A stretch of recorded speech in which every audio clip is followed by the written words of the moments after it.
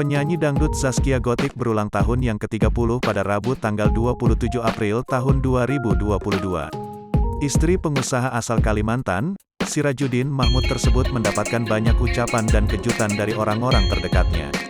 Termasuk juga dari sang suami, Sirajuddin Mahmud Sabang yang memberikan buket bunga mawar besar untuk ibunda Arsila Bungalia Sirkiani itu. Perlakuan manis Sirajuddin Mahmud terekam dalam foto dan video yang dia unggah melalui media sosial akun Instagram pribadinya belakangan ini. Namun Sirajuddin Mahmud tidak merayakan ulang tahun sang istri secara besar-besaran.